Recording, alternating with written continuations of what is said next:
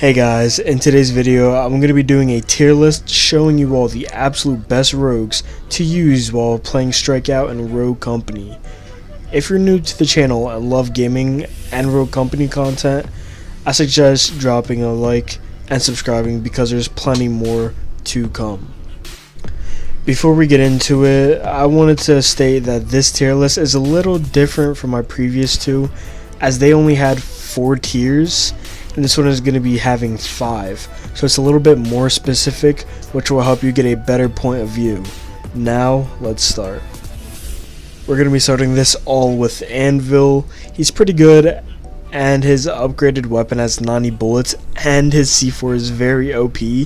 Plus the barricade can help when you control the point, but is a little above average at best on Strikeout, so he's going to be going into the good tier. Chalk is great on close range maps, but say if you get on Vice, like the gameplay here, you may not do too well as this is a larger map. His ability to overheal as well as self-revive, plus having basically the best SMG cannot just be overlooked, so he's going to be placed into the great tier. Now on to Dallas, and you can play him 2 different ways on Strikeout. You can constantly reveal enemies and get downs for your team, or you just pop it once, you don't really get too many downs and you just wait for it to recharge. In the right hands, Dallas can excel, but not everyone is a pro, so for that reason he's going to be going into the good tier.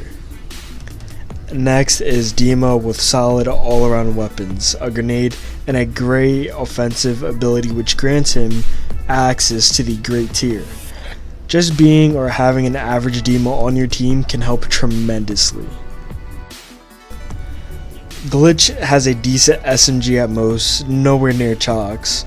He doesn't have a grenade and his ability is good, but can't turn the game into your favor most of the times, so for these reasons he'll be the first in the decent tier, as he's not god awful, but he should not be a first pick. Next up is Lancer, and she is a perfect rogue for Strikeout. It's a respawn mode and she has a UMP and can just run forever, and is definitely made for this game mode. Phantom is great if you're able to hit your shots with her, but bad if you're not able to do so. She's pretty much as good as the person playing her, so she'll be placed in the middle, being the good tier. Next up is Ronin, and she can be compared to Dima because she's good for kills overall, so she's going to be going into the great tier.